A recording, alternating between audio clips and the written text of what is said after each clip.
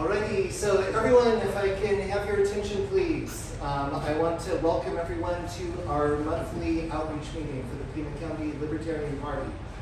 And my name is Peter Norquist. I am the first vice chair. Drew Heaton is the chair. She is around here somewhere. Our second vice chair is Millie, who is also right back there. Treasurer Tara, and our secretary Pendleton is unfortunately not with us this evening. For anyone who hasn't heard, Pendleton suffered a stroke last week. And so she is recovering at home. It was in her right occipital lobe, and she is right now, she's lost half of her vision in her left half field of vision. So she's in good spirits under the circumstances and is happy for people to reach out to her right now. But for the time being, she's under orders to recover for the next month, and it's an open question whether she will drive again in the future, so that's another hurdle. But I just wanted to mention that because I know several of you know her personally. So with that being said, I want to welcome our guests. Besides our speaker, who I'll introduce in just a couple minutes, I believe we have one other guest, so I want to say hello and greetings to you. And I just want to go over some preliminaries for your sake and for the sake of people who may not come regularly. We have meetings every Thursday of the month. And what they are briefly is our first Thursday is a business meeting. Our second is a PC workshop of some sort. By PC, I mean precinct committeemen. Our third Thursday is an outreach meeting like this. If you have a desire to bring a friend and introduce them, this is usually a good meeting to do it at because we usually will have a speaker. And we aim to do two things. We do local if we can, and we do the best. Our fourth Thursdays are a movie night. We try to make them thematic if possible. We invite people to come, bring snacks, enjoy popcorn, and just watch a movie with us. And if there is a fifth Thursday, we actually go out to have fun. So fifth Thursdays, we usually do not meet here. We will find another venue to go eat, drink, and be merry. So speaking of that, if you're a newcomer, you will have been given a yellow folder like this. And there's a few things in it, one of which should be a calendar for the rest of the year. And so you can take a look and look at what we have planned for the rest of our meetings in 2024 on there. There are also a few other things in there. Principally some write-ups by our chair, Drew Heaton. She's written a piece on COVID and the lockdowns, a piece on the border, a piece on abortion, and then most recently, a piece on the Libertarian presidential candidate, Chase Oliver. And the title of that is The Libertarian Rubber Meets Its Own Butma Roads. So if you would like to read more about her thoughts on that, please do. Drew is happy to discuss her thoughts and feelings, as are the rest of us. We have spirited, lively discussion about things that impact us locally as libertarians on a regular basis. And so finally, we plan to have a t-shirt raffle. We've been wanting to do that every outreach meeting. And so please be aware that we will have raffle tickets for sale back there. Tara, is there anything I need to know about the logistics of the raffle that I should say right now? I get the money. Give money to Tara, she's the treasurer, so it's appropriate. What's it, one ticket for $2 and 3 tickets for $5? That is what I remember. So one ticket for $2, 3 for $5. And people can buy them at the back table where Scott is right now, is that right?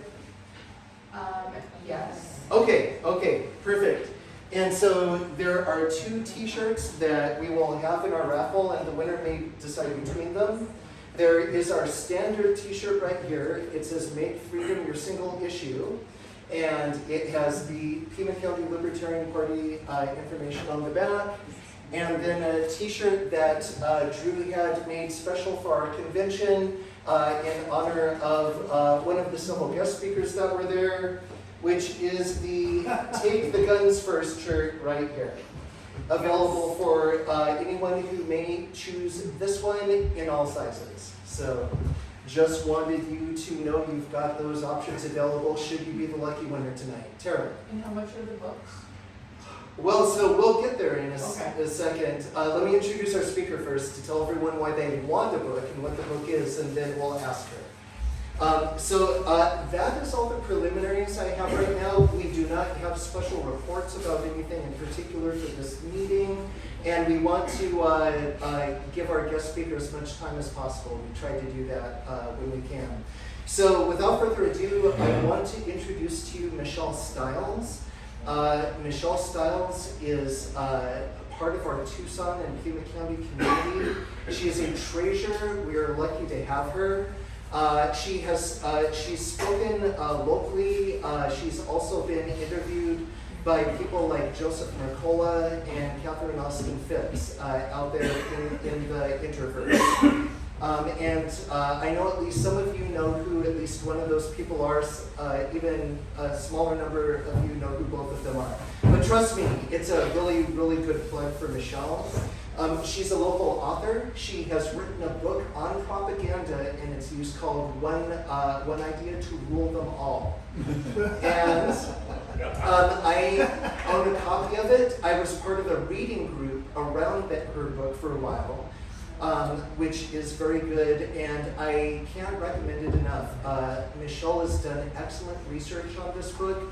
It's going to be the basis of her talk tonight, although she told me that she's going to have some new material tonight that no one else has ever heard, so consider yourselves doubly blessed. And Michelle, how much is your book?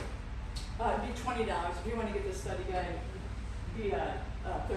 Okay, so there's two books back there. There's the book itself, One Idea to Rule Them All, for $20. And there's a study guide that Michelle came out shortly after that she'll sell for an additional $10. So $30 for the set if you want to get that. And do you just take the money yourself, Michelle? Well, I don't have an assistant yet. Okay, Michelle doesn't have an assistant yet. She's in that Goldilocks area of being so famous that she's on the internet but not famous enough yet to have full staff. So make sure you give her money directly when you buy her books tonight.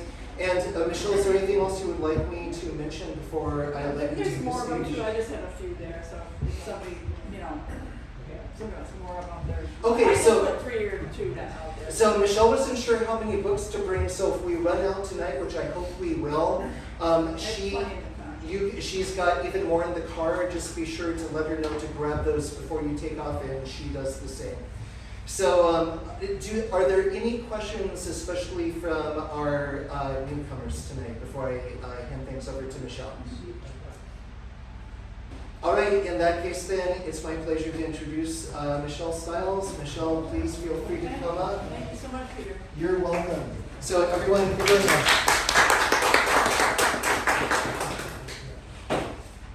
Okay, well, guys, how does it sound? It sounds okay? Yes. Okay. I can hear you. Good, good in the back, all right. Well, it's my pleasure to be here. I've been working on this the last 4 months. This is a new additional material to my book, and so I'm excited to try it out on you guys, okay? And get some feedback at the end. The title is Propaganda, Rise of the Beast. And so, again, thank you guys for coming out on a hot Thursday evening in Tucson and to talk about this topic, which is amazingly interesting to me. So here we go, all right? My objective, we're going to take a historical inventory, right? We want an accurate prognosis of the patient, right? We don't want a quick check. We don't want to just look contemporary. We want to go back historically and get an accurate diagnosis, okay? Secondly, and I don't think this is hyperbole to say we are actually the most propagandized people on the face of the earth and in the history of the world. It sounds shocking, but I really don't think that is hyperbole. So we need to clear our own windshield off so we can see a little bit clearer out of the windshield, because we have been affected by it. It's kind of like when you grow up in your own culture, right? You don't know certain things until you go someplace else. Well, it's very similar, okay? Number 3, clarify the enemy. Okay, propagandists do a really good job at defining the enemy. We not so much. So what I want you to do right now is take a piece of paper, take your phone, text message yourself, and write down who the enemy is. Okay, really quickly. Okay? It can't be a 17-sentence paragraph. All right? Just who the enemy is. I'm watching people. Nobody's moving stuff back there. I'm gonna wait until some people get just jot something down. All right. You got people still working? How clear does this come out to people in the back? Pretty good? Okay.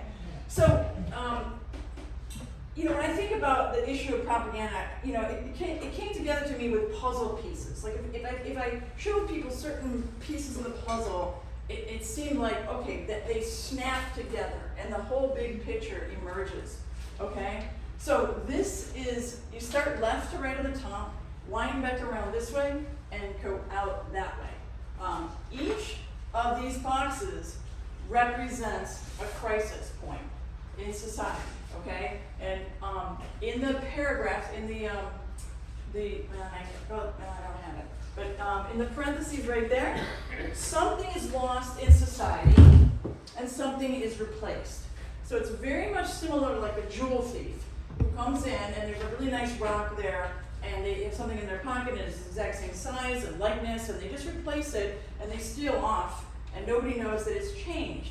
And that's kind of like what these guys do. They're stealing something in society that's super critical to our functioning, right? And what we don't really know. Okay, so crisis. Let's see. Oh. Each box crisis point, jewel thief steals something authentic, replaces it with something synthetic. All right. Okay, so the very first box. How many people know Gustave Le Bon? Okay, good. He's a French philosopher. He stood on the precipice of the 20th century and he said, the divine right of kings is over, right? And he said, the era of crowds is upon us. Now, his book was translated into 19 languages, right? It was widely read. And his key point that you want to remember is that he states, facts and reasons aren't how we're going to influence you, okay? We're going to influence you with seduction, all right? Now at this point, this was a key critical point in history because, like I said, the divine right of kings was over, so things were cracking. The foundation was cracking in the Judeo-Christian world, this Western civilization. You had the origin of species, you had Nietzsche, you had a lot of scientific evidence coming out, and so the old underpinnings of how to control people were being fractured. And he said, it's eat or be eaten society, we better figure out how to control the masses. All right? Now, the corollary here that I want to promote to you and remind you is here, if they're not using facts and reasons, then logic and reasoning won't save you. Okay? I mean, know that, because that's been touted for years, and it's an it's absolutely incorrect. All right, now, so how are they going to do it? All right, I read his book and I came up with something that I call the infrastructure of belief. Now, these are shortcuts for coming to know things in communities of integrity. So you can't know everything in a society, right? So, and especially as a society grows and gets more complex, right? You need help coming to know something fairly quickly, all right? And this is highly adaptive and helpful. So this is the scheme that I came up with, and it's simple so that it's memorable, right? And the first thing we do is we trust our eyes, and that goes back to you say biblical doubting Thomas. This is, if I see it, I'll believe it, right? I give an example in my book about a mother, a child comes up and says, "Hey, the boys are fighting, or they're not getting along," and the mom says, "I don't see it." Right? We use that expression, and so an hour later, one son comes up and he's got a bloody nose, and now the mom sees it, right? So it brings a problem out of the invisible realm and brings it down into, now I attend to it when it's now physical in front of me. Okay? Now you think of the prophets of old, right? What did they do? There was a spiritual problem with God and the people, which is sort of really nebulous, esoteric, and very invisible, right? and they laid on their side for a really long time, they went and married a prostitute, and all those things were ways to make it visible, bring it down into the visible realm so people would then attend to it, right? Okay, now, so if I'm encountering something new, I'm gonna check my own experience. What do I know about this? What have I seen in front of me? And what do I know from my past experience? If I can't come to a conclusion there, I'm going to go to trusted authorities. And this is going to be in a concentric circle getting wider and wider. So, you know, your spouse, your trusted others, your close family, maybe your community members, your faith members, and then out into society to experts you don't know. Okay? Social pressure, that would be the next way you look for. Trust what everybody else is doing and saying. So if I can't come to a conclusion with those first two, then I will look around to the third one, right? So that triangle is huge, and it's trust. Remember, this is a community of integrity. People live locally, and if you were a schemer or whenever you were, a soap oil salesman or whatever it was, you'd get booted out pretty quick, right? Because people would catch on to you. But now, as things have moved technologically more advanced, more distant from us, then now people, it's much more difficult to ferret out those people who might be lying to you. You can't vet your culture. All right, now on the top, it's a little bit more in detail, but just think of it like this bottom triangle. You're using stories, imagination and culture. You're using stories to talk about those issues that come up, and then you're using specific words. And the words matter, right? Propagandists know this. There's a difference between pro-abortion and anti-abortion, right? And so they pick those words really carefully, all right? All right, now, Harold Lanswell is sort of the counterpart to Bernays. How many people know Eddie Bernays? Okay, so Eddie Bernays was the practitioner. Harold Lanswell was the academic in the university. And he said this, okay? This is a good one. Propaganda is a concession to the willfulness of the age. The bonds of personal loyalty and affection which bound a man to his chief have long since been dissolved. Now this is 1938, so this is almost 40 years after Le Bon. Monarchy and class privilege have gone the way of all flesh, and the idolatry of the individual passes for the official religion of democracy. It is an atomized world in which individual whims have wider play than ever before, and it requires more strenuous exertions to coordinate and unify them formally. The new antidote to willfulness is propaganda. If the mass will be free of its chains of iron, it must accept its chains of silver. If it will not love, honor, and obey, it must not expect to escape seduction. Okay. Now, this is, to me, the best definition of propaganda that you're going to get. Very, very simple. It is a seduction system. It is based on betrayal and seduction, right? It's not primarily lies. That's what we say, lies, misinformation, disinformation. Okay, it's based on trust, right? And then it's basically a slavery system. Okay? Okay, so now so what we're going to do in each box is we're going to go way high up, and we're going to say what's lost in a society that's doing that. What is it a crisis of? I say it's a crisis of freedom. You're totally free to disagree with me. This is how I'm conceptualizing it at this point, right? And man is losing dignity. All right. At this point, it's become herd management. Right? Now, that piece of paper, the Constitution, the Bill of Rights that exists somewhere, I don't know, Philly, have your history buffs, where is it? Okay, it exists there, but if the elite is going to manage it like herd management, then a lot of those rights, it doesn't really matter, right? You lose dignity, all right? And they are manufacturing systems, that is, systems of control, all right? That's a big problem, Okay, now, the next block is stories of the world. At the headwaters of the stories of the internet, that go through the international news, you have the Associated Press, the news gathering agencies. Ken Cooper, who was the head of the Associated Press, wrote a book in 1942. Now this is his victory lap, okay? Similar to George Creel, who wrote How We Advertised America. And he was doing his victory lap after World War I.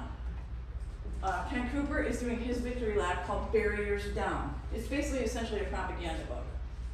But he said this, okay, the power to decide what the people of each nation would be allowed to know, of the people of other nations, and what shade of meaning the news was to be presented is the greatest and most powerful international monopoly of the 20th century. Now, it's, right, we never talk about news gathering agencies, okay? Now again, so he's in the book, he's championing the Associated Press over Reuters' for-profit agency. Now Reuters is, from Great Britain, and they originally, they ran into a lot of problems after World War I. So they were getting a lot of flack back from the people because there was such animosity put through the news, right? They understood you were hating the Germans, you were demonizing the British, all that stuff was unpalatable to people, and so they were getting flack. So now Ken Cooper in this book is saying, we are so pure as the wind-driven snow, and all we want is true and unbiased news. And we are, in fact, we're a nonprofit agency, and we're a membership agency. So it's just a collaborative group of newspapers getting together to get the true and unbiased news. Okay, now this is nothing like the truth at all right? Because they were actually tightly managed at the top through some of their bylaws, all right? And they were blown up by a Supreme Court decision as a monopoly at some point, right? And then they had to start letting other people into their gig because they would keep out certain newspapers in the city, right? It was a monopoly, it was a cartel. Now this is great. The last chapter of his book, the title is Truth, the Best Propaganda. Sometimes they really tell you everything you need to know. He says it's let's see, where is it here? So I'm not turning my head. It is, of course, axiomatic that the purer the stream of news, the more eagerly do government interests and self-seekers generally want to use it. The purer the stream, the easier it can be tainted a little without the public taking notice. Okay? So that's critical. Now, why is that so? Anybody want to guess? Why is that so? Because they catch on to the truth part, and they assume that the lie is also the truth. Okay, so the truth, but that's trust. Yeah. Right? It's trust. When you trust something, it's easier to slip something in there. Okay? This is why it's seduction and betrayal. Right? That's the key point. Trust is the substrate they crave. They have to keep cannibalizing the society and different things in it, and because they'll lose trust in an area and they have to go over here. They'll lose trust in a person, they'll lose their reputation, they have to go somewhere else and get a new person. Okay? They keep weaving, it's like a snake, weaving their way into different things in the society to get trust. Okay. So remember that the size of your world in the Civil War is pretty small, right? Horse and buggy. And so like a lot of people live 10 miles, 20-mile radius. How far could you go on horse and buggy? I don't know. Not very far, right? And then the railroads come in, but a lot of people didn't use those. They couldn't afford them. Okay, so the world was pretty small. And so, I gotta go back here a little bit, but we're gonna see how that impacts that in the next block, all right? So if you go up high, so this is a news gathering agency, what is the crisis? Okay, and as it relates to the world, actually. My world's small, it's knowable. Now, somebody's tapping me on the back and saying, you know what, Mr. Indiana farmer, you have to go fight in Germany. You have to fight Germans, right? And he's like, what do you mean? I live in a 20-mile radius. How do I know what state is true, right? Okay, so you have a crisis of knowledge and you're losing orientation, okay? If that news isn't actually really true and there's a little bit of taint into it, how can you vet it? How can you vet it? You really can't, okay? And they're manufacturing story. So you see how this kind of goes? Each block, we're going to kind of look at the high level. We're going to talk about some smaller things. Now, third block is amplification, okay? This is World War I. Creel and the Committee on Public Information, he was the director. They spent $6.6 million convincing our forefathers to fight in a war they didn't want to fight in, for the most part, right? For the very same reasons I just said, right? They're kind of like, wait a minute, what does it matter to us? We're over here in the United States, this isn't our war. They thought it was a capitalist war and they didn't want to go. Okay, but now you're getting conscripted and it matters what kind of news you're hearing, all right? So now this was, I call this the ultimate test, because if you're a propagandist or you're an elite trying to control people, what could be better than to set this test out for a resistant population who you're asking to give the most sacred thing back, blood and treasure. I mean, you can't get a better test than that, okay? So, and what happened was that it succeeded phenomenally.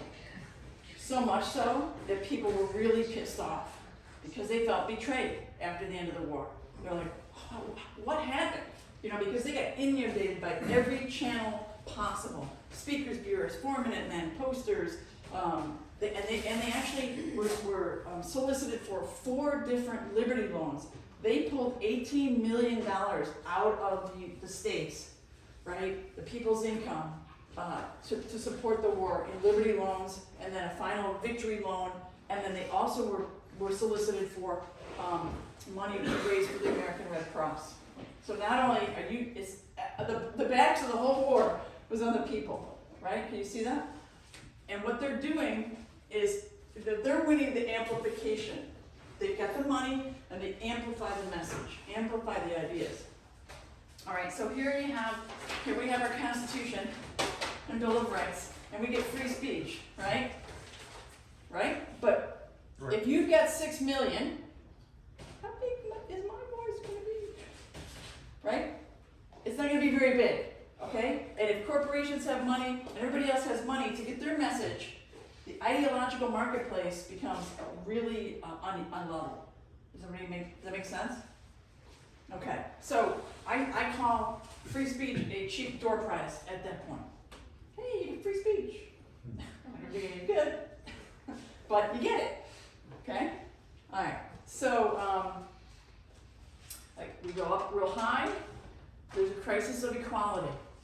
Okay, and these things are taking place with people really not even analyzing it. Okay, you're losing free speech, and what are they manufacturing? Consensus. Now they have a way to get the sheep moving on the path to the gate they want. Okay. Okay, corruption of the news. We all kind of know about that, right? Yeah, I mean, we have a good experience. But I would encourage you at some point, go back and read one of these whistleblowers. Upton Sinclair wrote the Brass Check. Ferdinand Lundberg wrote The Imperial Hearse on William Randall Hearst, right? And that's really a colorful book because he was very colorful. George Marion wrote The Free Press, A Portrait of a Monopoly. This is all at the turn of the century. And so if you think at all that, you know, the fake news started in 2016, or that we really have a problem now, it was monopolized back then for the most part. You had to, the penny press, it took $1 million of capital to get into, to buy, you know, to start a newspaper at that point. And there were some legacy, you know, the rogue legacy papers that were still there, but now you could just lean on them with advertising, right? So, you know, because that cabal, that cartel of Eastern bankers and corporations were consolidating, and they would just say, okay, pull the advertising for that guy. He's not going along with the program, all right? So you really had a monopoly, and so you're losing the fourth estate. You cannot speak truth to power. Think about this. It's a huge loss, okay? You have alignment with power instead of speaking truth to power. So I call the news people the treasonous tribal elders. That they keep people blind to robberies taking place every day, and then what they are doing is they're putting like pseudo problems in front of us. Yeah. But we're not really talking about real problems, okay? So what's the problem? I call the crisis a prophetic crisis. So Nathaniel says, "Thou art the man to David," right? What happens when that? There's a refreshing, there's a renewal, there's a like a redemption in the society, and people can start, you know, as a whole, the community moves in a new path. Does that make sense? All right, now, in place of that, because remember, we're talking about the jewel thief here. Real prophetic voices are taken away, all right? The little guys, the whistleblowers can't get into the news. The treasonous tribal elders are just funneling pseudo problems, but you have a false sense of security, because it looks like we're dealing with problems. okay? But we're only frying little fish, and the main issues that should be brought up are not being brought up. Now remember, I'm talking, all these boxes relate to the turn of the century, 1900. Okay? Okay, so MICE, what does MICE stand for? Money, ideology, compromise, and ego. So it's a CIA acronym for how to grab a man by the soul and make him do what you want. Okay? Now, I don't know, this has been going on for, the dawn of time, right? So this isn't something new. But at the turn of the century, we had a boss system that was prevalent. And so the muckrakers were really good at exposing this. And does anyone know about the muckraker era? If you don't know much about it, I suggest this book, The Era of the Muckrakers.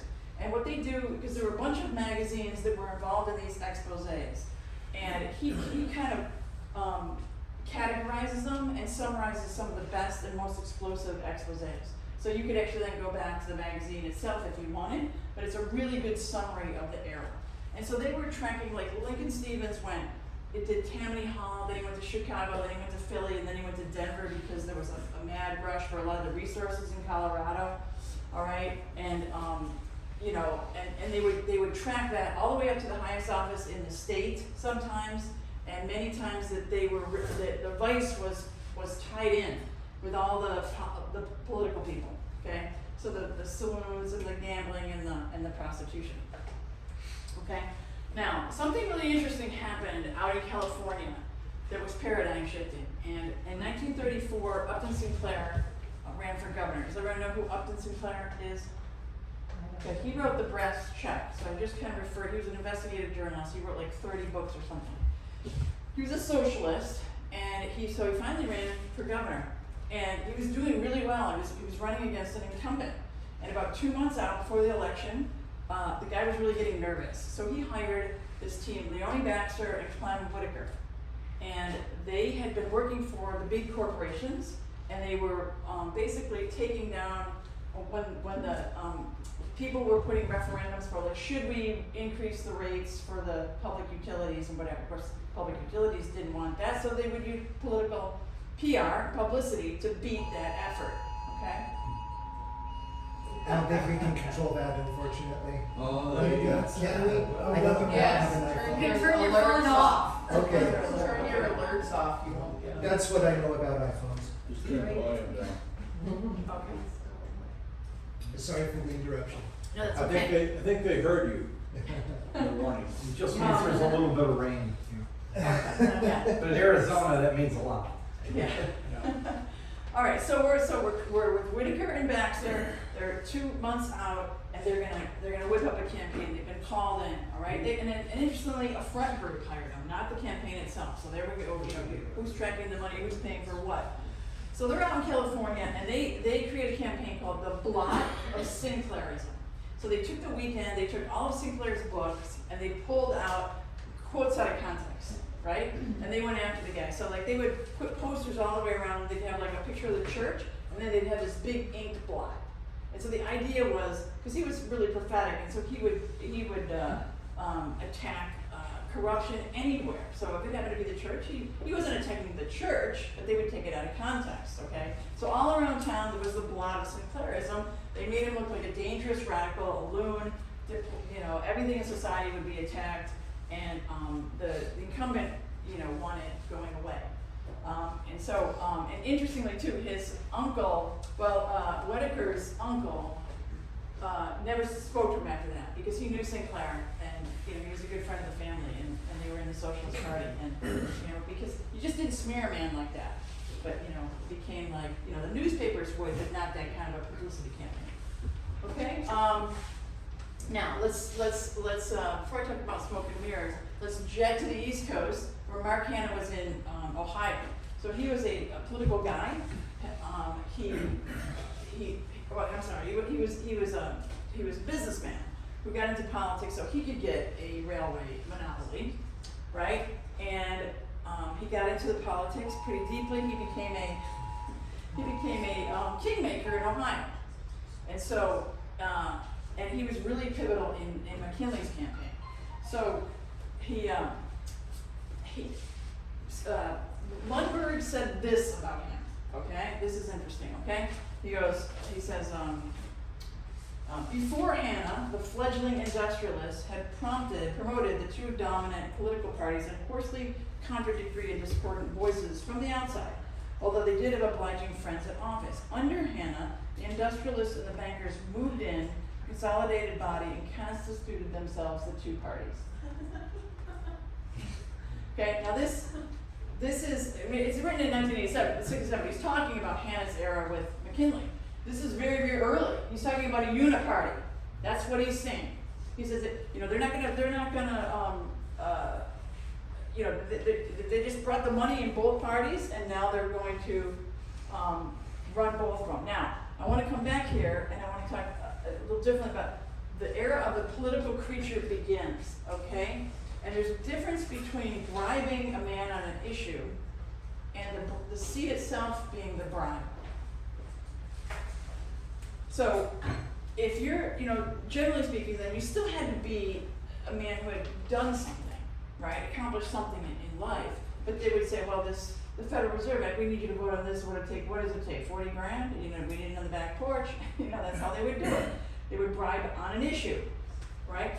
When you use the seat itself in the bribe, what you're starting to do is you're starting to massage careers up through the chain. So you have a young guy coming out of school, you make sure he's not the brightest bulb, he knows he's getting the DA position, there's 10 better candidates, right? Now, you know, you do this to various people, and you have a stable full of grifters, okay, that owe their height and their rise directly to the money. You understand that? And that's mostly what we have now. Okay, they're political creatures. They could not have earned this on their own. Right? It's an important point to note, right? Because it was very different than back then. All right. Now, there's one other thing I want to address on this slide. Is that California campaign, the boss system was obviously corrupt and local, and it was like right in front of everybody's face, and they did not think they had a say in government. When the paradigm shift went over to the PR and public relations, all of a sudden, people became the center again. Oh, isn't this wonderful? They need my vote, right? Everything gets pointed at them. So you can kind of forgive them for thinking that maybe the system got rehabbed somehow. Because now I'm the important person in the room and my vote matters, right? But, you know, it didn't, because we were manipulating who's running, see itself as a bribe, and we're able to outspend anybody else in the room. And so, you know, Whitaker and Baxter boasted that they could beat the boss system. So everything went over to that method after that. Okay? Does that make sense? Okay, and it became, it wasn't, the corruption wasn't so obvious. You know? So it seemed like democracy was still working. See, you know, you can't blame, you know, you could be understanding of our forefathers, thinking that, you know, maybe some things have been rehabbed. Okay, we already did that. All right, so we have a crisis of leadership that's obvious, and we're manufacturing grifters, all right? But vision, we're losing vision. Okay, and what I mean by that is somebody looking out, it's not just problem, right? It's looking out in the future and saying, we want a country like that. We want communities like that, right? And galvanizing people to move in a direction that's healthy and good, but it isn't necessarily problem-based. You're losing that vision when you just have grifters, okay? And you, of course, you're losing any kind of representation as well. Okay, now, here's where it gets kind of fun, I think, okay? We've just gone around the block to block number 5, right? And you can see these 4 tan blocks. Now, it's hard to read, you can't read that legend, but what this says is those tan blocks I call structural propaganda, okay? Or hardware. You can think of it as real estate. Once you buy up that real estate, right, you are ready to do some damage. Do you understand? If you don't get anything tonight, if it's too hot or if I'm boring, don't miss this, okay? So I'm gonna wanna use this. So you get these 4 squares, and then you move over here. Now this is problem, reaction, solution on top, endless force, order out of chaos. That's problem management governance, right? And you might as well have a CD. I'm gonna pop it into the hard drive. I know I'm dating some of the CD, but that software program will run. It's that easy. You guys see what I'm saying? It is that easy. But it's not easy to get those 4 squares. You're gonna have a ton of money, you have consolidation, you have to have, a lot of power, to get those 4 squares. Does that make sense to people? Am I seeing? Okay. Now, most people will talk about propaganda. They're talking about this square. They're talking about, you'll hear it all over the place. You'll hear it like mass formation psychosis, psyops, using MK Ultra as like a shock, social shocks, mind control, 5th generation warfare. What am I missing? Indoctrinated brain. Okay, so it's sort of like, voodoo psychological op, like I'm putting something over on you, right? And I'm tricking you, right? But it's these trusts here. The fact that we're not questioning these trusts, okay? Where you can play these programs over and over again, right? And that's where the enchilada is. Does that make sense? Okay, all right. So this is from the book. It's like, what do they want when they're popping in a CD? What do they want? They want transformation of laws, money allocation, government structure change, policy change, war on something. The power elite have an agenda, and they sort of reverse engineer. Well, so we want this. How do we get the public opinion moving in our direction? So they'll say, yeah, that's great.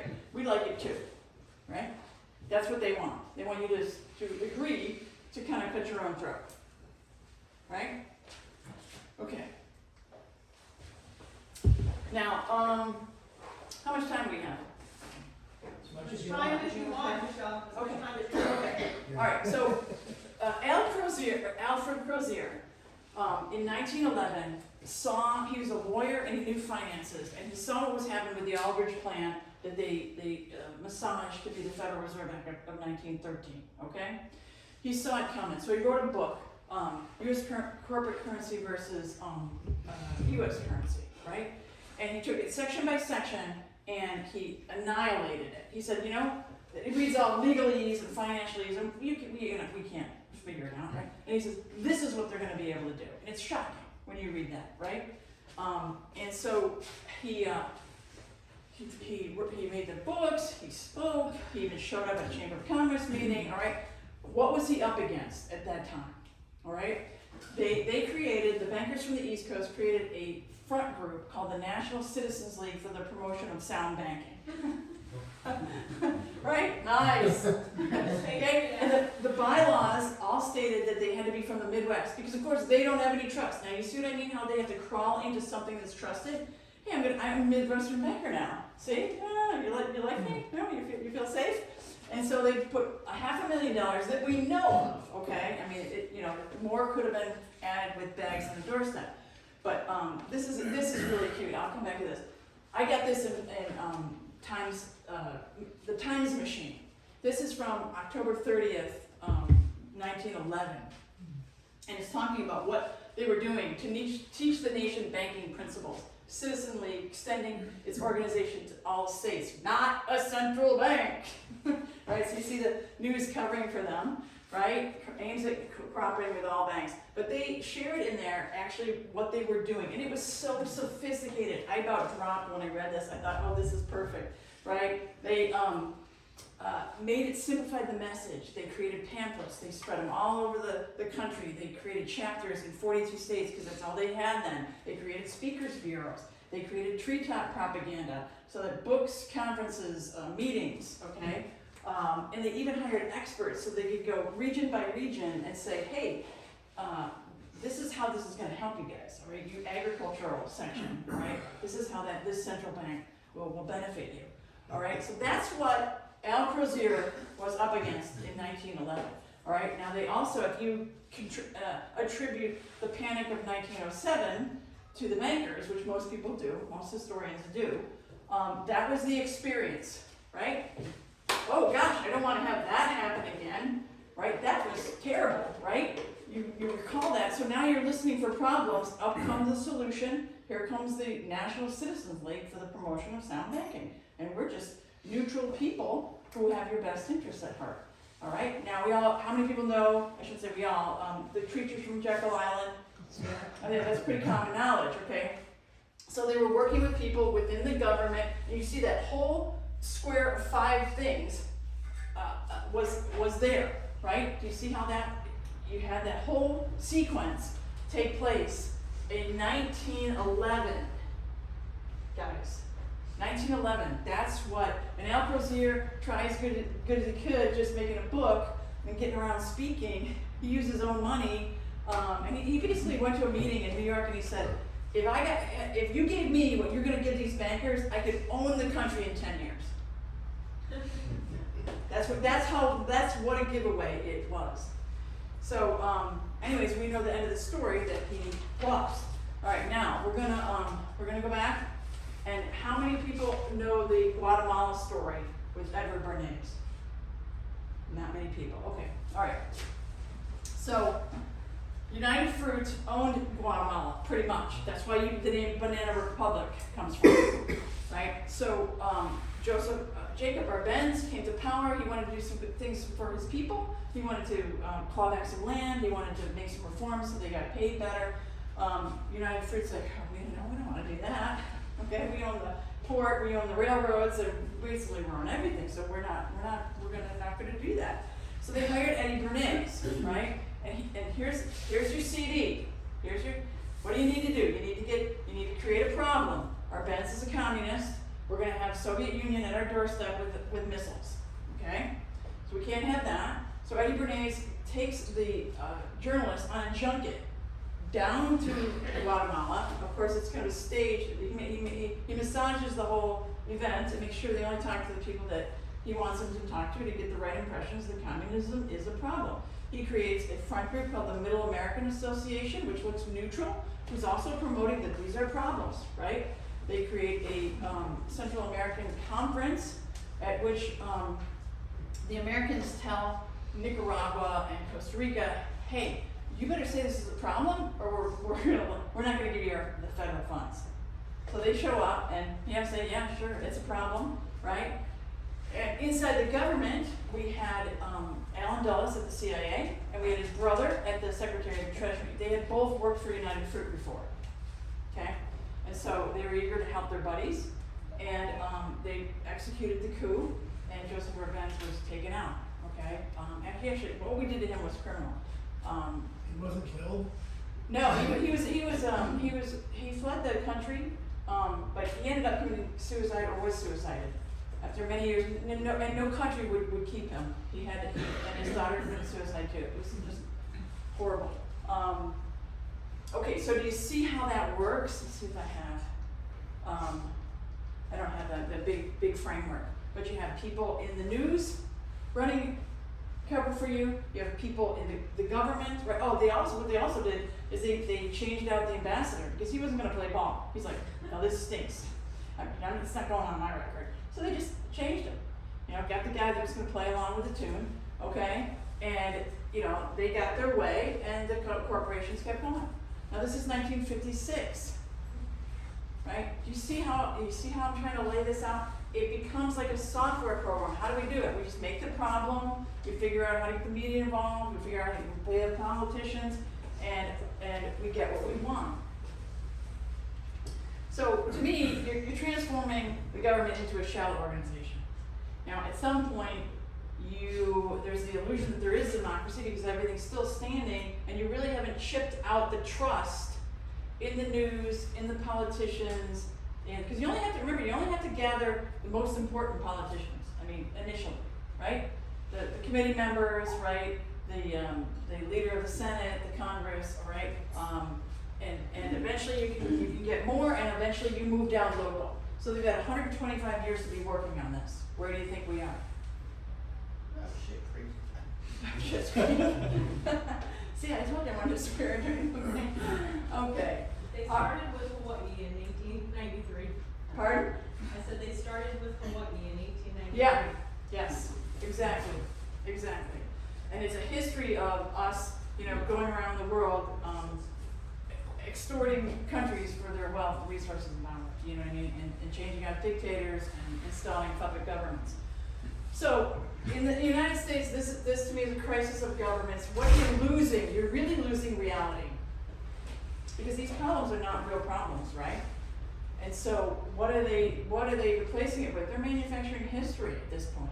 I mean, once you get into this stuff, you start reading, you realize the whole 20th century is like, it's totally different. It's totally different than what I've been taught and what I understood about our country. And we have to get there. We have to help people get there. All right. Are you doing okay? How you doing? Are we good? All right. So we're down here in this box now. Thank God, you got 3 more to go. All right, Idea Syndicate. The university system, the cradle of invention, seabed of imagination, right?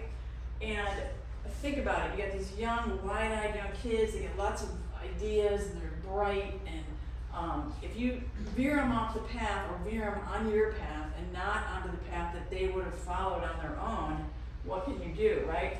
So the foundations in the 1930s flooded money into the cash-strapped universities. So that would have been the Rockefeller Foundation, the Ford Foundation, I think Astor and those guys had one, and Carnegie. And so they came at these 3 things: social science, education, and political science first off. And they were providing war chests in the battle of ideas. So if I want certain ideas to win, and I say, well, I want these projects, and this is how they did it. So you can see on this side, Foundation 1, Foundation 2, and these were trustees.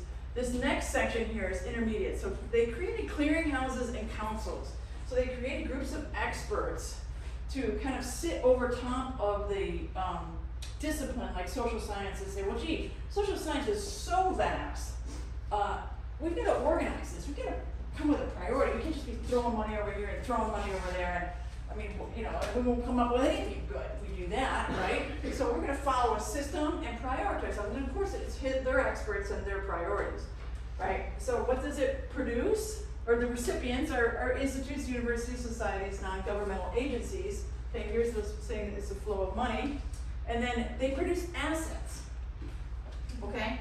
So they produce research, and publication, and journal articles, and conferences, and forums, right? That makes it into this section, which is the intellectual marketplace. So think tanks and legislation, political discourse, and the media. Now, so think how powerful that is. If you can fund your stuff, because you know where you want the society to go. You follow me? Nice, isn't it? They're creating reality, or a different reality. Yeah. Well, I say they're manufacturing evidence, and what that amounts to. Let me see if I missed anything there. No. It's a crisis of imagination, because now we're not letting the kids just be, go. Do you think we could have figured out desalination of water by now, and you know what I mean, like cold fusion and you know what I'm saying? If these guys were not funding, so it starts with the foundations. It moved to the military-industrial complex around the Cold War era, and then now we're University Inc. Right? As you've done a lot of work on that with ASU. With Michael Crow and stuff. It is University Inc. They have bought it out. The Bayh-Dole Act allowed them to monopolize the research that was coming out of the universities, and they got their tentacles into everything. So you're bargaining on for the future, and they're manufacturing evidence for their world, their stories of the world. This is why it's so hard to talk to people about climate change. They've been manufacturing evidence for it. If I fund it, it's coming out, right? If I don't fund something else, well, maybe we could have had some different idea on how to clean up the environment, but now we're gonna all have to give up cars and whatever, okay? So, all right, now this is worth all the marbles for you to come out tonight. I call this the quote of the century. All right, listen. How many people know who Graham Wallace is? No. Okay, he's a social psychologist. He's a Fabian socialist. Anyone who know what the coat of arms is for the Fabian socialists? Peter, Well, Come on. I have seen it, so I mean, there's lion, dragon. well, it's a sheep in wolf's Oh, clothing. yeah, okay. That's the coat of arms for the Yeah. Fabian socialists, and he's intimately tied into the London School of Economics. He's an insider, completely. Yeah. He actually mentored Walter Lippmann. He came over to Britain, right? So this is him. He says, popular election, it may be said, may work fairly well as long as those questions are not raised, which cause the holders of wealth and industrial power to make full use of their opportunities. But if the rich, in any modern state, thought it worth their while, in order to secure a tariff, legalize a trust, oppose a confiscatory tax, to subscribe a third of their income to a political fund, no Corrupt Practices Act yet invented would prevent them from spending it. Now, the Corrupt Practices Act was attempted in Britain, okay? Because this is where it's located. If they did so, okay, this is the elite. If they spent the money, there is so much skill to be bought, and the art of using skill for the production of emotion and opinion is so advanced that the whole condition of political contest will be changed for the future. No existing party, unless it enormously increased its own fund or discovered some other new source of political strength, would have any chance of permanent success. Now that's 1908. Right? They knew what they were going to do. They had the resources to do it at the turn of the century, and they've been doing it for 125 years. Okay, this is another guy. His brother was Bradley Martin. He was a banker guy, and you know let's see, I don't have that. We are not politicians or public thinkers. We are the rich. We own America. We got it. God knows how, but we intend to keep it. If we can, by throwing all the tremendous weight of our support, our influence, our money, our political connections, our purchased senators, our hungry congressmen, our public speaking demagogues, into the scale against any legislation, any political platform, any presidential campaign that threatens the integrity of our state. 1911. Arizona wasn't a state yet. Right. Okay? I mean, those are pretty powerful, right? Okay, now, we're taking a little bit of an interlude. Here's another mind-blowing quote. William Carey is an academic in Australia, okay? And he said this, right?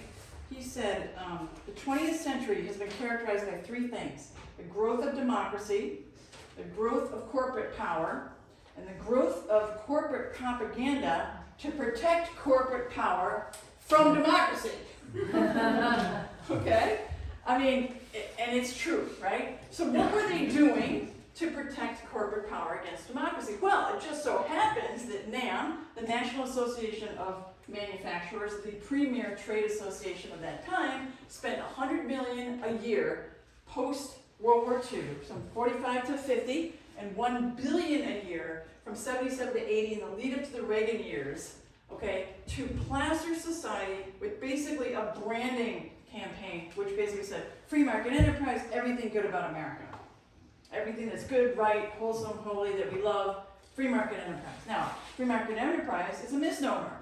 It was corrupt, predatory, monopolistic, crony capitalism, right? At that point. But they don't care, that's not their job, right?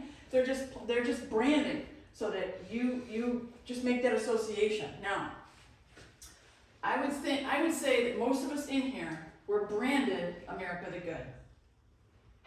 Okay? America the Good. In education, through this, I mean, this wasn't the only thing they were doing. The Chamber of Commerce was putting out branding or marketing, PR. The schools, were doing it. They've changed the education system, and they were branding us America the Great. Now, when did they stop branding us America the Great? Okay, that next generation. I taught in school, mentoring kids, or I didn't teach in school, but I mentored the kids. And I would ask them, what did you learn today? And this was about 2000, right? So I think this happened probably about the 1900s. But they started taking history, and they told me everything bad about George Washington, everything bad about Thomas Jefferson, how he did the Indians. Now, there's a lot of truth to some of these things, okay? But they were starting in the education system, branding us America the bad, okay? That's why you see this huge divide, right? It's like you're not talking to the same people, right? But we didn't have a balanced view of America. We just had a myth and a legend, right? In fact, there was a history book writer called David Seville Musey. They attacked him 3 different times. His book was amazing. It was very, very balanced, so the bad things and the good things. And they drove him out of, he was read up until the early 1900s. And they attacked him a number of different times because I saw it in the New York Times.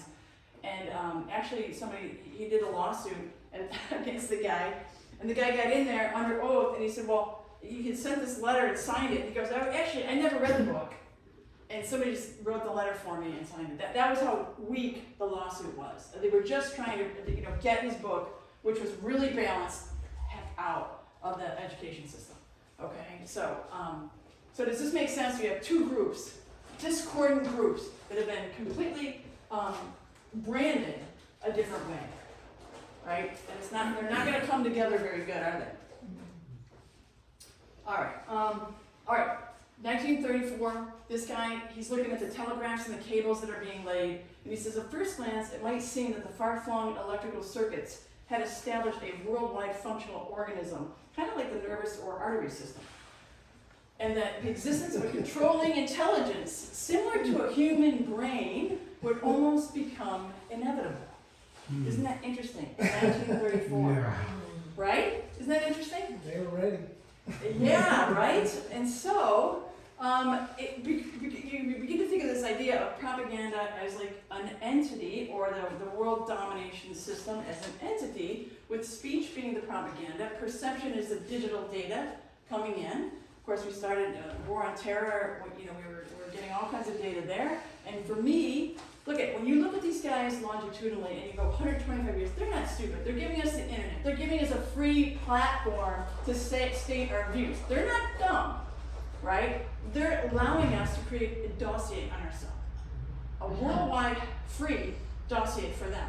Now they've got a mountain of evidence, or like data, that while we're having fun on the internet, they're underground creating AI, right? They're creating that brain that can sift through things like that.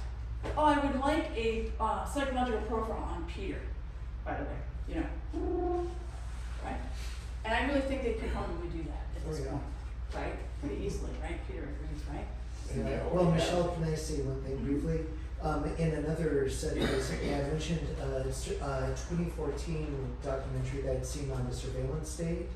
And it talked about the NSA and the problem around the time of the Bush era, Bush 2, where they were starting to harvest because of something that Dick Cheney had ordered. He said, collect everything. And so they were harvesting everything, and multiple critics said, why are you harvesting so much when you can't process it? Right. It's the needle in the haystack. And what I think in retrospect was being done is they were developing the infrastructure for artificial intelligence and creating the database that would be ready when AI was finally circulating. Exactly. And so it's not a coincidence that it's coming out now, and it seems like a marketing rollout because everybody's got it and everybody's rolling it out in tons of different companies and tons of different applications.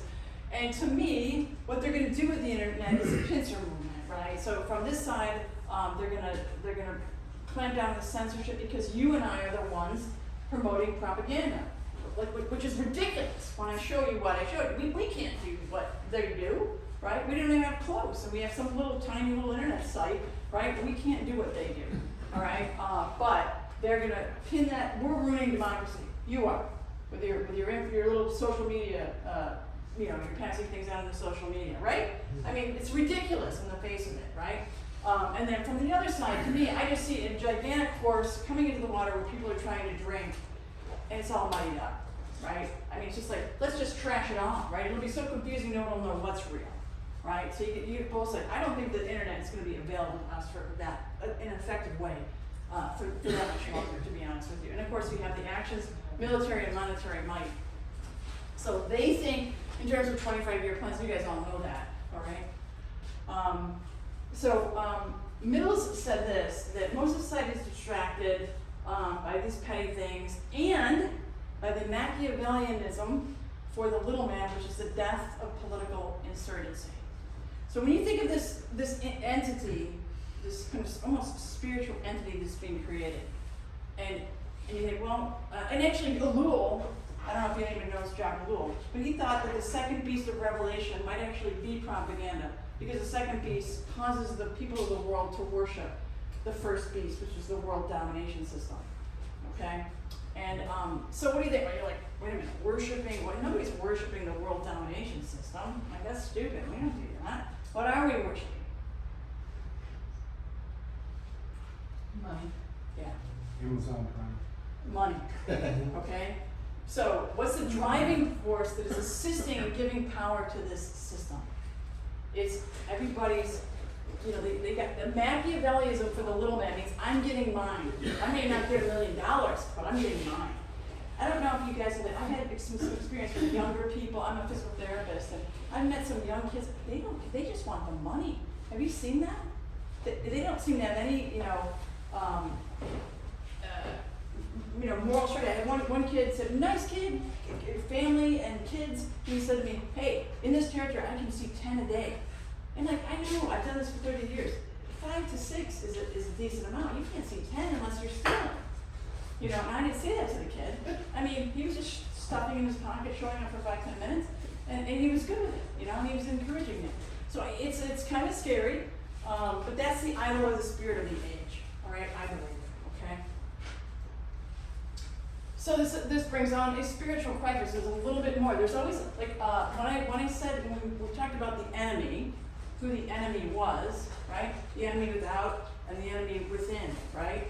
So that may be that, what did some of you guys write down? Getting back to your initial, anyone want to share? Mainstream media. Okay, all right. Anybody else? I said globalists. Okay. Satan seemed too much on the nose. Right, well, yeah, I mean, yeah, okay, so who is Satan working through in terms of a target, right? Authoritarians. Governmental organizations and NGOs working together, like the UN, WEF, Rockefeller. Okay, but they're paid by, somebody engages them, in the most part, they get money from somewhere. Bankers. Have you ever heard the phrase the transnational capitalist class? Like the world. That's actually being used in colleges now, transnational capitalist class, transnationalist state, okay, the globalist, it's basically the banking, big corporate, global corporations, right? Okay. So that Transnationalist. transnational capitalist, TCC, transnational capitalist class, and TNS, they call it transnational state. And that's the policy groups, these Bilderbergers and the G7 and the G20 that are, kind of making plans without all of us, right? And mostly the democracies are a shell organization at this point, I think. Okay. Skousen called them the naked capitalists. Skousen. Yeah. And so we're not all that great about fingering the enemy. We're talking, the left is pointing at the right, and we're pointing at the Russians, we're pointing at the Chinese, we're pointing at a lot of different things, right? And we should have a good enemy, all right? Should I try this slide or not? Can we do the air fan a little bit? Are you? Can you put, everybody else is, I know that. The fan is good for me. Yeah. I'm fine. You're okay, you're good. Peter turned off. All right, the cooling I off. prompted it. this is the last one, okay? All right, so this guy right here, he was in a investigative committee, and he basically said this. He said, depending on the usual political expedience for stopping hostile legislation is short-sighted. Isn't it better and surer to lay a groundwork with people back home who have votes so the proposals of this character are not popular with them? So what is he saying? He's saying we're going upstream of the ideas, all right? That public opinion determines laws, right? And you can see with the prohibition, right? The people were not behind prohibition. It never worked. They were flaunting it because they were like, we're not doing this. We're not giving up this, all right? So public opinion is upstream of the law and the legal system, all right? And we're getting beaten in that realm badly, right? And so if you look at, go a little bit forward to look at the chart, you see the stories of the world, they're way upstream, right? When they do the news, what do they do with the narrative, right? They seal the narrative right away. They lock it in, they keep repeating it, it's one shooter, it was bad, Secret Service, blah, blah, blah, blah. So they're getting upstream of this story, right? And so Idea Syndicate, that's way upstream, isn't it? It's way upstream. And so when we have that mind melding, how are we, to get through to people who are like, right? The false reality has been created like 25 years ago. You see what I'm saying? Way upstream they've gone, and we're trying to fight at the end of the Mississippi. We're trying to put up the dam back there, okay? All right, let's, okay, so there's cracks in the foundation. That's another way that they try to get ahead of it, right? So you can't hold anything down forever. So there's gonna emerge cracks in the thing. So there'll be pieces of truth that come up. I just got this book about a week ago. It's called When Corporations Rule the World.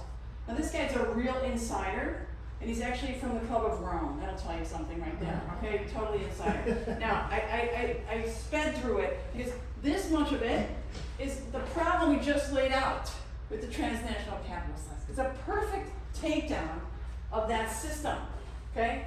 This part of the book, okay, the first title of the thing is The Ecological Revolution. And they have, the first chart is, hey, there's three sociological classes are overconsumers, sustainers, and the excluded. So the overconsumers are the meat eaters, the people that drive cars and use disposables, okay? So it's like, how did you get the corporations are the problem, and the bankers to, so they were correct. The corporations are the problem, and this is how we exploit that. Right, so false solution, correct problem. The internet is loaded with these guys. Now this guy, when did he write this book? 1995. Okay? So he's been in this space developing this. He's written 4 or 5 more. They have a lot of NGOs helping him at this point. And he's a thought leader in that crack, right? In the narrative. Do you guys follow me? And these guys are really hard to beat because they've been there for a long time, and they got there before we did and established a beachhead. You see that, and did anyone know Jason Sorka? He's another guy in the energetics movement that I think is one of these guys. Okay, they're a big behemoth. They get there first. They get to where we should be before we do, right? And so then the medical freedom movement, American Frontline Doctors, you can have some questions about that, what's going on there, but they jumped to the lead. MAGA people, Constitution people, they're all over. The military movement, like Prather and Oath Keepers and stuff, so they're infiltrating a lot of those guys, okay? So I am going to end it there because we're getting late and I can see some eyes rolling. And I want to make time for questions. Could you clarify the energetics movement? I just noted this guy. Oh, you mean what is the energetics movement? Well, I mean the consciousness, people, the intention that bring peace through that, universal intelligence, rather maybe than calling it God. And I don't have any problem with that movement. I think we need everybody on board. But Jason Sorka seems to me to be he's got 1,000 videos up. He was actually paying people to be social influencers. Right, and like that, you're backed by somebody. You're not just, Peter, you and I aren't doing that. Yeah. Right? It'd be nice. It'd be nice, yeah. So, so any other questions, observations, comments? I know that's like a lot. It's probably too much to do on a night, maybe. Well, it's fabulous. No, Yes. In my opinion, the enemy are the people who want to take away our individual rights, no matter whether they're corporations or government or dictators or monarchs. We have our individual rights, and in my opinion, in the truly old days, the only way for propaganda to spread was person to person. Then we invented the printing press. Now we have the internet. I think those are just 2 steps that make it easier to spread the same thing that's always been going on. Right. People want you to do their will, and they're going to create a scandal or a crisis Right. if that's enough to convince you to do their way. Okay, but what Don't you forget find, about radio and television. Right. but what you find is always at the top, like at the top of these guys is this cabal. You see it over and over again. And you're like, people that take the rights, they're not just generic people. They're people, you know, it's like, when you think of like the time from the 1900s, it was the Gilded Age, right? They had monopolized all the industries. They were working with the railroads and screwing people all over the place. Read my book about Danville, right? That little story about Danville, Virginia, and how they creamed that community. And people really, it was close to them what they were doing. Now, from that time on to now, when we just go to the charts about, you know, the world, like the top 1% is now, you know what I mean, way up here. They continue to just consolidate wealth, resources, and powers. To me, that's what the CD is about. They pop the CD in, consolidate wealth, resources, and power. I mean, when you look at the corporations, they own all the resources. They own all the mineral rights. They own all the oil. They own all the energy, right? They own the newspapers. There's, I think even worldwide now, it's like it was 6 in the United States, down to 6 companies alone, and I think worldwide it's even shrunk. You know, so something from Thailand is even owned by a bigger conglomerate up the chain. So I would just say look into it more, because and look into that time period. That early 1900s is so incredibly fruitful. You go, wow, things really have not changed from then. Well, George Orwell wrote about it all. Oh yeah, absolutely. I mean, there were a lot of people who wrote about it, but again, you don't get much traction writing a book, right? Like, okay, so what? You wrote a book. We just keep going on. You know, we're steamrolling people, right? I think, you know, it's a big system, right? One of the things, you know, I think taking on, I like the story of Gideon, you know, and Gideon, so right, he's turning wheat in their wine press, so he's nervous, right? And the angel of the Lord appears to him and says, "Hail, favored warrior," you know, but he's also muttering, he's saying, "Oh, you know, we're the God of our fathers," and you know, and like, geez, it was good back then, and you know, where's God's honor? So he says, "Go in this your strength." I think that was his strength. He says, "Go in this your strength and deliver Israelite from the Midians." He's like, "Me?" And so he does a check and sees if the angel is actually real. And then the angel says, "Okay, I want you to go down, tear down that altar. You're going to go to your father's house, tear down the altar of Baal, take the Asher tree, and put an altar to me on there." Now that's the altar that we talked about, the spirit of the age, right? And he says, then you're going to go and you're going to be empowered, right? But you've got to deal with that idol, right? You've got to tear down that idol first. So Gideon, being a smart guy, realizes this is probably going to get me killed. But he says, but that I think was a real angel. So he goes at night and he hides in his dad's house. And of course, the next day the townspeople come and knock on the door and say, "We'd like to kill Gideon." The dad says, "Okay." He says, "Don't you think Baal can, if he's a big enough God, he'll contend for himself? He's a big boy. If Gideon did something wrong, he'll you know, God will get him." So anyways, Gideon blows a trumpet, 30,000 show up. And God says, "That's too many." And he says, "Okay." We're down to 300, right? And so anyways, he goes, "That's a little bit, I mean, you know, 300, we're gonna do that." And so he says, I want you to go down to the camp of Midian and just listen. So there's 2 guys relating a story, and one of them says, he gives him a dream about this barley loaf coming in and knocking over the tent of Midian, and the guy goes, "That's Gideon, he's gonna just wipe out the Midianites."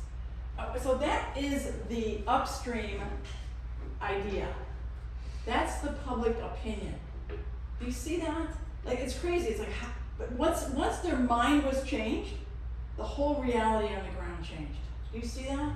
So we had to do a couple things. I think there's 3 important lessons there. Is you have to deal with the idol of that animating system in the people. You have to tear that down.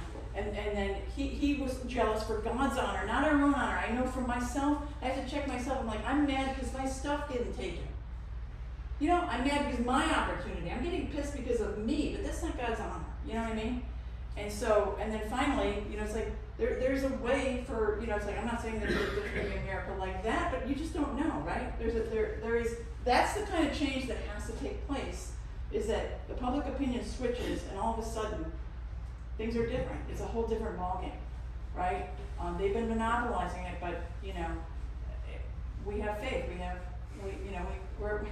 we're small but mighty, right? And we're not gonna give up, so that will be, I think it's a good thing to maybe end on, unless there's any other questions, and, I was going to ask you to do an applicative case study. As short or long as you want, I know you probably want to do shorter, but about what just happened with the Trump shooting. And don't worry about any of the facts on the ground. Let's take it all for granted. Don't worry about, you know, bullet, no bullet, you're whatever. Through the lens of the media, what do you see happening with that right now?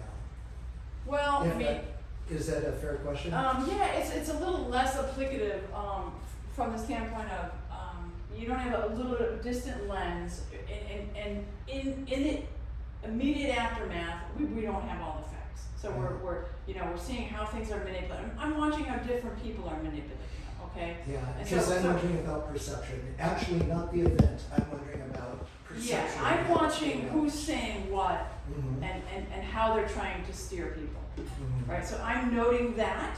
I can't make too much from it because I'm just making notes, and that's how I'll come to like trust somebody or not, based on how they steered me before, you know? Like I lost a whole lot of trust in Mark, the health ranger, what's his name, Mike, the Mike health ranger. Adams. Okay, I lost a lot of trust with him in the coronavirus, Mhm. okay, by his actions, okay?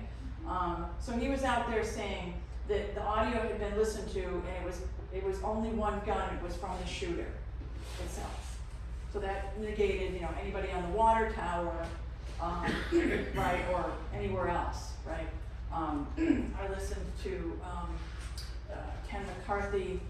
He was interesting. I kind of like him. I kind of trust him. And so that's what I'm doing in immediate aftermath. I'm not trying to make a quick, again, like you said, we talked earlier, who benefits, right? I mean, I got 5 hits from the Trump campaign trying to get money, and I don't know how much they've actually raised through that, but it certainly took the stain of all those lawsuits away from him. He's a hero now. He's a fist-pumping badass instead of a bullshitter. Excuse my language. But I mean, that's who Trump is. He's a carnival barker, bullshitter kind of guy. You know what I mean? That's his stick. You know what I mean? Blow hard. Yeah, whatever. But that's the idea, right? And they put the things that maybe some people would agree with in a not very good leader. It's a way to tarnish the message of the group, right? So if you got a horrible libertarian leader here who everybody hated and stole money, it would be a way to tarnish the libertarian group. Right. And that's what they always do. We have a demented guy on one side, and Trump, which has obvious failings, but and so neither it's just polarizing the country further apart. So while we had that America's Good branding, whatever, now we're just they intend to drive a wedge and fracture us completely. But I think that the myth that there are two groups is propaganda too, because of course every issue has multiple sides and everybody has different opinions on every issue. But the media is just feeding into it, right? Because they always polarize. They pull the extreme further out to the extreme, right? Instead of that sensible. I'd love you to get an American History by David Seville Musey. You can go to thrift books, A books. I get all kinds of old books like that and save them because sometimes they're not going to be there. You know what I mean? They're calling them from all the university libraries and things like that, and going digital. And when they're digital, they're just going to disappear someday.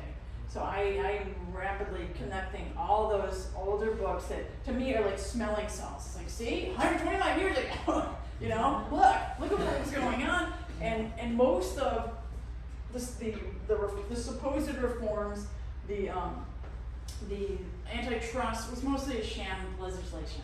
They knew it wasn't gonna, the presidents were gonna, DOJ wasn't gonna use it, and the companies were all going into the foundations at that time. So they could put their securities in there, they could still control it, it didn't look like a consolidated cartel, and they went on their way. And they basically signed off on it. One of their men was on the committee, and they basically passed it back, said, yeah, we think this is fine, go ahead and vote this in, it's not gonna hurt us, we've already figured out a way around it. So most of the things that look like we're beating them down aren't really effective in the end, and so that's why they keep consolidating. So, I hope that helped. It's just too early to say, I just watch what people say and I remember it. I really put it in my mind because that's what you want to figure out, because again, they're working through our trust. There's people out there that you trust that they're not trustworthy. And so you have to just kind of keep noting and, because they're distant and you can't, that may be the only way you can, down the road, pick the winners from the losers is, consistent watching, but not getting too worked up. I don't get too worked up because I think it's mostly stage theater to keep us distracted. Can you expound upon the transnationalist capitalists? Are you Yeah, talking there's about like the World Bank or? There's a book by Phillips called Giants. I would look that up. He does a great job of explaining that and outlining it. It's basically, I think, the 1,500 top corporations that are global, multinational. All right, there's 17 investment firms that are worth like trillions of dollars that own a lot of stock. In fact, they'll say that State Street, Vanguard, and BlackRock have the voting interest in most of the major corporations. Mm-hmm. So when they say you need to do this, they do it. Okay, so that whole complex, it used to be just the bankers in New York City, but it's become this complex of the finance and corporate complex. Yeah, that's a really good book to start with. I'm going to be putting this, I think, on my web. I'll put this out to you guys. If anyone's interested. Tell them you have a Substack. Yes, I have a Substack. It's called Smart Sheep. This thing. Okay, Smart Sheep. And I have a website, smartsheep.com. Sheep with an E is plural, Old English. Are you sure it's not just in between the real sheep and the sheeple? Could be. Upland. Well, actually, it was just sheep was $2,000. I said, it works with plural. Yeah. But, anyways, I'm gonna be. Do you have a bibliography on all of these books? Well, that's where I was going to, because don't take my word for it. Read one book in each section. I'm telling you, these books back there from that era are great. So what I'm in the process of doing is on my blog is in each box it's going to have a link and it'll be like a summary, like a 2 or 3 page summary, and then at the bottom it'll be explore more, and there'll be a list of the books that I consider the critical resources for that point that I'm trying to make. For original documents. Absolutely. If you can and grab them, save them, read them with your kids. Okay, and that's why I created this study guide, guys. Because take the book, teach your kids. Nobody's going to teach them this. Read it first and then go through it with somebody who that's in your family, because they're not getting it anywhere else. I mean, this is not taught anywhere. Well, a lot of the books you mentioned, I was taught in grade school. Upton Sinclair and some of those. Yeah. They were like. You're aging yourself, Yeah. Arthur. Sorry. But I went to private school, so. Well, there you go. See, good. Yeah. So spread the word and yeah. But if there's anybody who come up to me after wants to be like a reader, I'm thinking about putting this into like a pamphlet of maybe like 30 pages. So it's blow by blow. Because I'm trying to, I don't know, did this help to see it laid out like this? Absolutely. Yeah. Oh, yeah. Yeah, okay, all right, because in my mind, it's like, you put one piece of the puzzle there, one piece of the snaps there, what else do we need? That's it, that's what it is, that's what they use. I like seeing your real estate right here. Yeah, the hardware. System, the Yeah. hardware.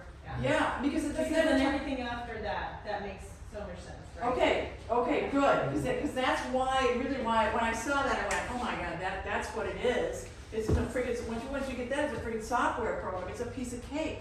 Right. Yeah, but you gotta get Because the that. foundation has all been laid, and so now. You got control of the play and headlines. repeat, play and repeat. Lather, rinse, repeat. Put in the different, affair, I look back and I go, how do we not notice that every president has some kind of like, Well- it's like the same story, just a different, different But character. remember, the news, you can't bust through the news, the whistleblowers are out there, but they can't break through, Yeah. right? So we still trust, it's the trusts, so those have to come down, see, that's why, it's like, you need to teach this, because you say, look, the news has been corrupt, the whole thing, there's nothing about that. When you think, how do we move forward, how do we have a different society, like you have to have a whole new news organization, right? I mean, if you sat there and looked at this and said, well, how would we do this? We have to have a whole news gathering. That's expensive. Do you know how expensive that is to have people in every country, and organizing it? But how are you going to trust what's coming from out there? Well, Because right. they tell you, there's one of them who says they're the most trusted news now. Oh, yes, of course. They're We the just most take what they trusted. say, true and biased news. But I mean, when you think about how to retool society, these things have to come down. These edifices have to come down because they're not trustworthy and they're run by the corporate, cabal. And people need to see, in my opinion, from their own eyes. Like, I know I haven't done it to the extent that you have, obviously, but it's like when you read these Right. firsthand accounts yourself, Yes. then all of a sudden you It realize snaps. how you have been completely indoctrinated instead of educated. And I mean, it's almost like difficult to have a conversation with anyone because they're relying on what they perceive as their Yeah, education yeah. when it's simply just indoctrination. And why do they think that? Because they haven't, and you don't have to just, when I read a primary source document, that doesn't necessarily mean that I believe that primary source document. Right. It's that, okay, well, who else was saying Right. that? And what were the Right. arguments? You have to engage critical thinking, but you have to have those raw materials. Right. And so much of what education, none of that exists anymore. Right. We don't. So I think of this as a bridge, because you can't always get people to go back there. But if this interests you enough, Exactly. then maybe you'll go to block 1 or 4 Yeah. or whatever and go read one of those books. So what about, there are people creating their own media, private media channels, so to You speak. mean like social media or just podcasts or something like that? Or like Times, Merritt Street Media, that's with Phil McGraw. Okay. And so he's created that. Let's see, well, Epic Times. what's that? Epic Hip Hop Times. Times, yeah, that's one, but Right. like Tucker Carlson's on X, that's a little Yeah, different. I mean, But I've noticed several people creating, they're not with the mainstream media anymore, they're creating literally their own media outlet. mhm, And so, I mean, can be expensive, but mhm. there are people doing it. Yeah, and a lot of times those guys are. They're already captured. They are. Yeah, because especially because they come up like that, you know what I mean? Like they just, you have to have a lot of money behind them, and like you and I do not have that kind of capital. Podcasting. Uh-huh. Yeah. You've got the right connections, you're podcasting, you can. So, yeah. Yeah, but even so, like if you want somebody to rise like Joe Rogan, you could argue whether Joe Rogan's authentic. Yeah, she said she can. I don't think so either. I mean, he went from and if you want to raise somebody like that, it's very easy. You have properties, you float him around, you put him on, you link him up. Like, one of the big tells to me is if the legacy media promotes him in any way, because they do not share their real estate to promote us. Real truth rollers, whistleblowers are not getting on their media. Okay, so if it's somebody they're like seeding into an environment, it's like, oh, they'll get interviewed by, somebody there, and it's a big red flag for me. Okay, I want to watch that a little bit closer. You know what I mean? I want to watch that person because he's being promoted, just like that Jason Sorka. It's like as seen on and he's this energy consciousness guy. That just, I don't trust him.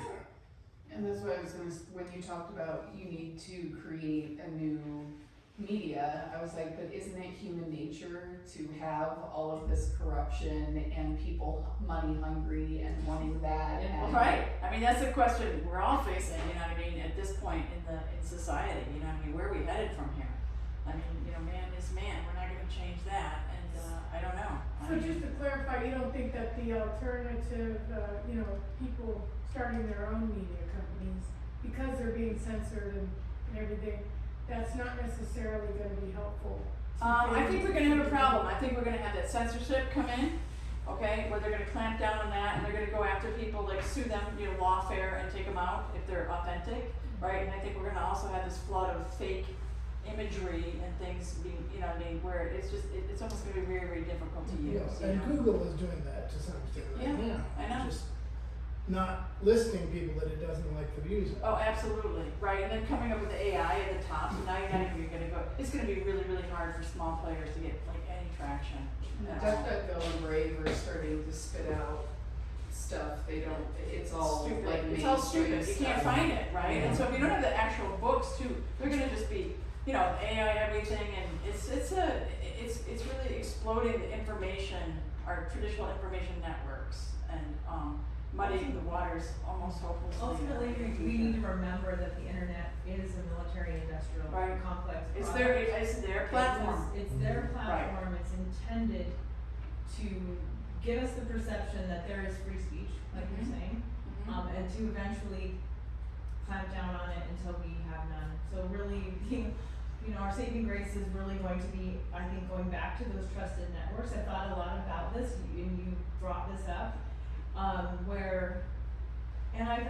again, we are so used to, look, I can order something from another state or this or that, we like this idea of, going direct to the manufacturer, but lately I've started to realize, well, how were these older communities built? And it was built on trust. Right. And then even when we had people who were tradesmen who did travel and brought goods to a community, why did we do business with that person? Because we trusted that person. Yeah, as soon as the snake And oil sells. so again, I know it's complex, but it's like, I think at the end of the day, somehow, some of that is gonna be More human retained contact, more local. in the, as we strive for this human-to-human contact. Because we're honestly not really being given any other choice, cause it's Right. like, they're capturing all of that digital world. Right. And if we choose to keep our humanity, then we're gonna have to do differently. And I think some of that goes back to those traditional ways of Right. interacting and trading. Yeah. And I even think like, if I had a space to invest, if I could buy a printing press, I'd like to. Because you never know when you might need something like that. Where you Yeah. could run off, it's like you're almost like Paul Revere back in early colonies, and it's like, and like I thought about putting this out as a small sort of 25-page pamphlet type thing, what I mean? That could be distributed fairly easily, to get people, it's better than a book in terms of if people are gonna sit down and read it, So trying to find different ways to high touch things and get it out there, so, yeah. phenomenal, Michelle. Yeah. You really amaze me. Thank you guys, thank you for hanging with me there. I thought it was gonna be long, and it was, I don't know what the time is now, but, and thank you so much for your comments, I really appreciate it. Okay,